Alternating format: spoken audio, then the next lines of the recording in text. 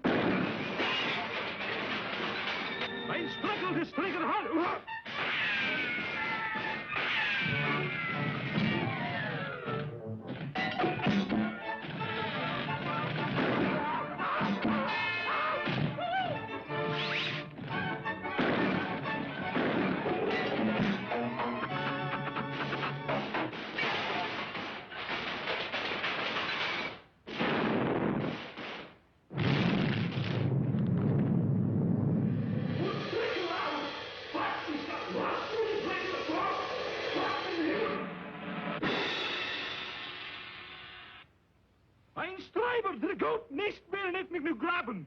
Raus, over de stoken, is not de stickelhauser and door house and pepper, der fluten. Adolf says it isn't fair. And der fellow knows that's a hooken. He's being oppressed.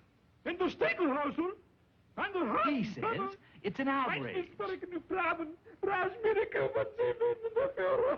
don't know what it is. The Führer says...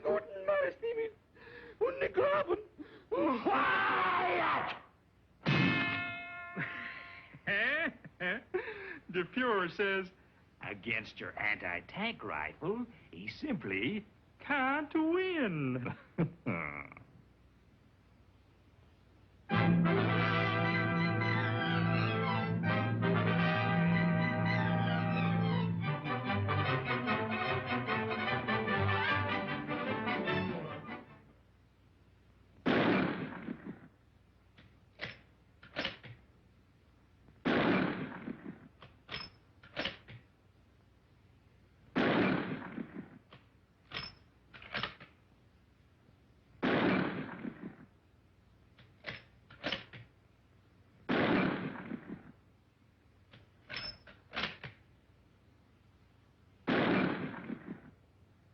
This is the Boys Anti-tank rifle, which is the weapon used by the infantry soldier to combat enemy tanks and armored fighting vehicles. It is a very accurate single-shot weapon with a simple bolt action similar to that of the service rifle.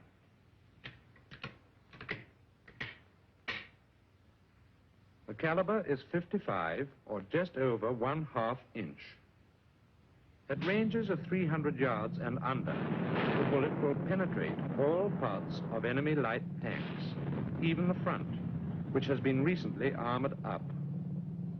Its maximum useful range is 300 yards, but is better fired at 100 yards. Whenever possible, fire should be directed against that part of the vehicle where the crew is usually placed. This shows the customary arrangement of the crew within a tank. When piercing armor plate, the destructive power of the bullet is greatly increased by the interior shrapnel effect of the armor shattering. These pieces of steel will inflict casualties on the crew. For maximum penetration, the angle of impact should not exceed 20 degrees. At angles of impact much greater than 20 degrees, the penetration power is reduced, and the bullet may even ricochet off without inflicting any damage. The anti-tank rifle fire gives good results against medium and heavy tanks when the bullet hits in the seams or joints, such as the gun mantlets, or junction points of the turret and hull. These hits cause burring over of working surfaces and produce jamming. Equally effective is a hit on the tank treads. These hits will disable or delay medium or heavy tanks. They can then be destroyed by anti-tank guns or field artillery.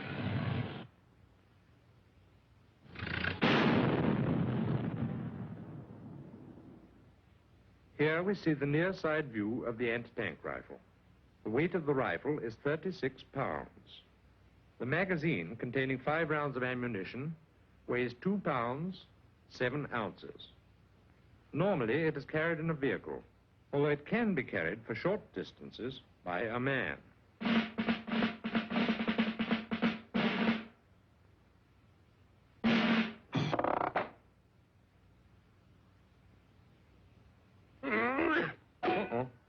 I said a man.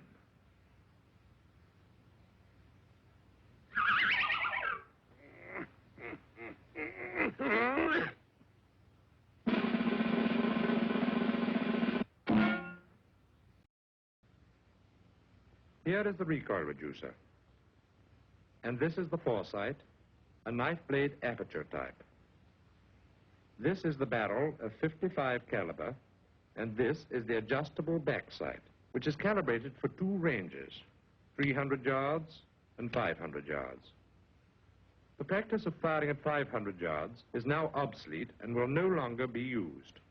To inflict maximum damage and obtain a more critical point of aim, 300-yard sighting only will be used in combat. The range is set for 300 yards by turning the lever to the left. Here is the safety catch, which, as in the service rifle, is off when pushed forward and on when turned back. Forward, ready to fire. Back, on safety. Always keep the catch back on safety, except when firing. Here is the pistol grip, trigger, and trigger guard. This is the cheek rest, and here is the shoulder piece grip. This is the shoulder piece, which is padded with flexible rubber. In the shoulder piece is an oil well and brush for oiling purposes. Offside view of the rifle. This is the adjustable front support. The rifle may be raised or lowered by turning this sleeve.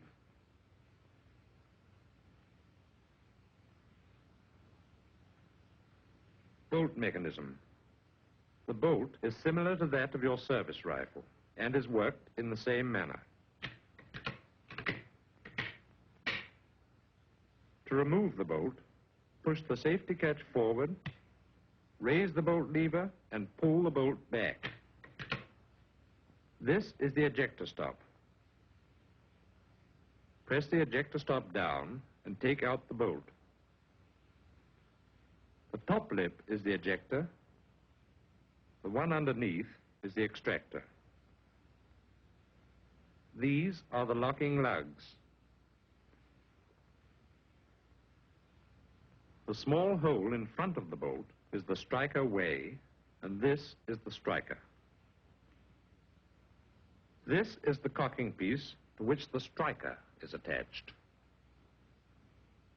To replace the bolt, the locking lugs must be covered by the ejector and extractor. The cocking piece base in line with the extractor. Push the bolt forward in the body of the rifle, turn bolt lever down, press the trigger, and apply the safety catch. Loading and firing. This is the magazine, which holds 5 rounds of armor-piercing ammunition. The magazine is loaded by holding it firmly and pressing down on the platform while inserting the cartridges base first. The magazine spring is depressed as the cartridges fill the magazine.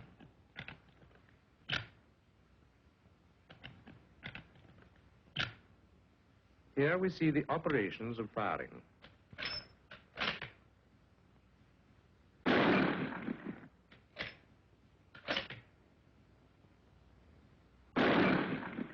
Through the magic of X-ray animation, Let us see what takes place inside the rifle when operated. When the bolt lever is raised, the cocking piece and striker is cocked, compressing the striker spring. As the bolt is pulled back, the magazine spring forces a cartridge down. The bolt going forward pushes the cartridge into the breech. As the bolt lever turns down, the bolt locking lugs go into slots in the rifle body, thus locking the bolt firmly in position. The cocking piece is held in check by contact with the sear. When the trigger is squeezed, it depresses the sear, releasing the cocking piece and striker. The striker explodes the powder charge. As the bolt is withdrawn, the extractor pulls the empty cartridge case from the breech. As the ejector comes in contact with the ejector stop, it ejects the empty cartridge from the rifle. The magazine spring forces another cartridge into place. The bolt, going forward, pushes the cartridge into the breech. Turning the bolt lever down, locks the bolt, and the rifle is again ready to fire.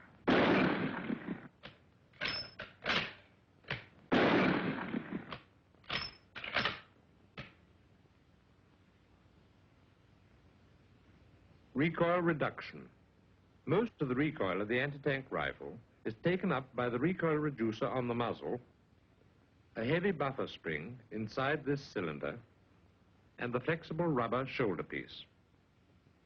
Here we see a sectional view of the rifle muzzle and recoil reducer.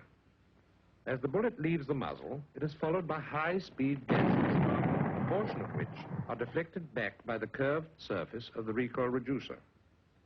These expanding gases exert a forward pressure on the deflector and thus counteract a good portion of the recoil.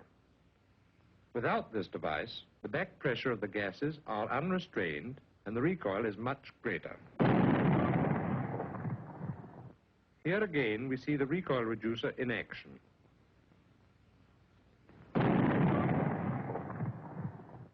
The strong buffer spring inside this cylinder absorbs further recoil as the barrel slides backward when the rifle is fired. Finally, the flexible rubber padding of the shoulder piece protects the shoulder from shock.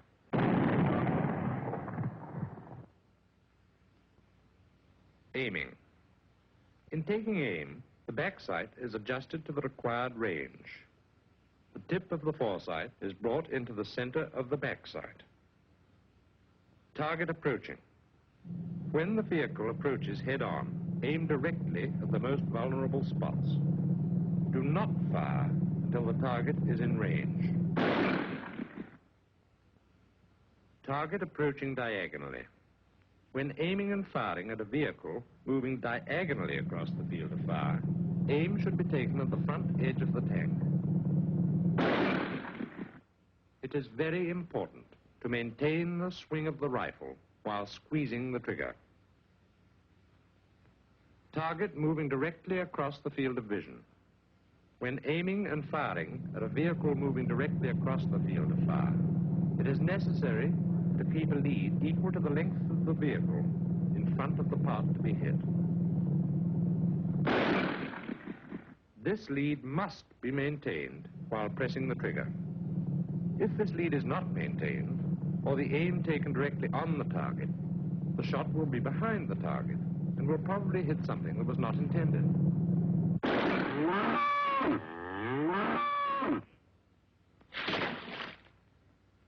don't you shoot where you're looking? Training practice with dummy ammunition. Dummy ammunition is always used in training for safety. This ammunition may be easily identified by the red grooves on the cartridge body. Holding and loading. Lie down with the body straight behind the rifle. Grasp the shoulder piece grip with the left hand. Raise the shoulder piece to the shoulder. Turn the safety catch forward. Put the loaded magazine on. Open and close the bolt. Apply the safety catch. The rifle is now loaded. To unload, push the safety catch forward, press the magazine catch with the palm of the hand and remove the magazine from the rifle. Open and close the bolt. Press the trigger. Apply the safety catch. The rifle is now unloaded. Loading and firing practice with dummy ammunition. Take the lying load position. Raise the rifle to the shoulder. Push the safety catch forward. Place the magazine in the rifle. Open and close the bolt.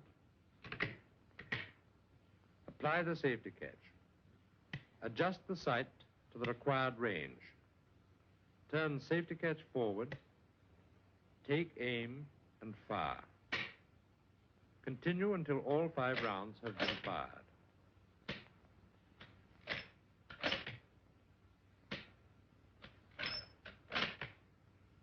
Notice that the bolt cannot be pushed forward after the 5th round has been fired and ejected. Remove the empty magazine. Push the bolt forward, open and close the bolt, press the trigger, and apply the safety catch. Stripping and cleaning. To remove the bolt, raise the bolt lever and pull fully to the rear. Press down the ejector stop and remove the bolt. Clean thoroughly with a piece of flannelette, leaving it slightly oiled.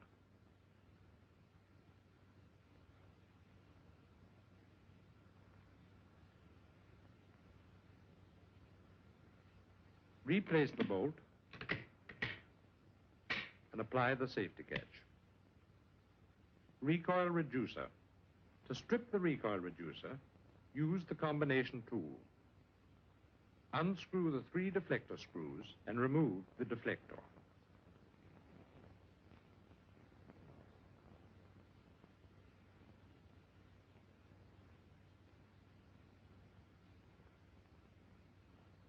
Clean the reducer and deflector thoroughly with a piece of oily flannelette.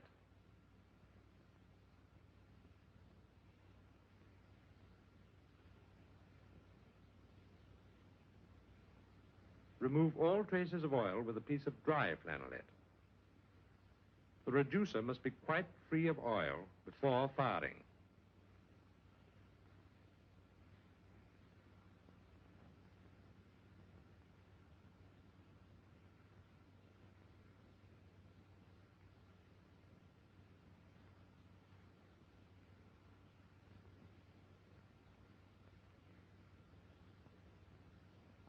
Assemble the deflector using the combination tool.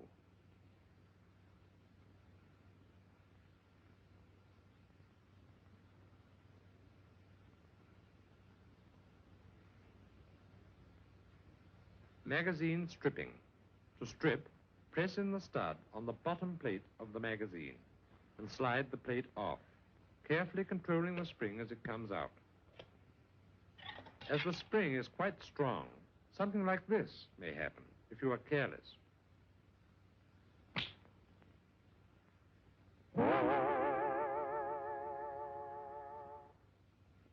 To assemble the magazine, press down the spring firmly and slide the bottom cover into place. The magazine is only cleaned after a gas attack. Cleaning.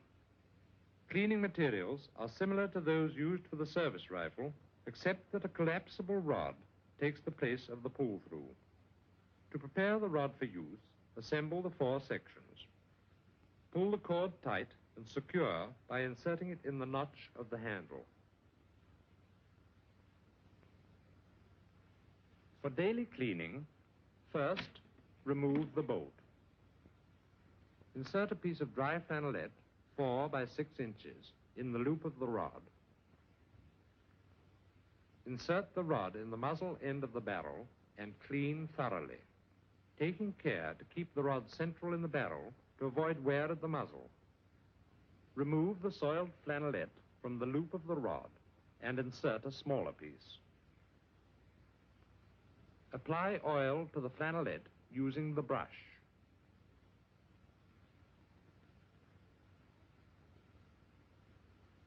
Insert the rod in the muzzle and oil the barrel.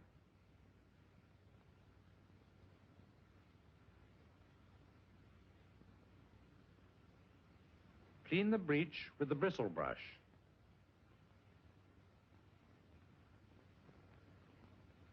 Clean all the remaining parts thoroughly and leave slightly oiled. Take good care of your rifle and keep it in first-class condition. There is an old army saying, your rifle is like a woman. If you treat her right, she will never let you down.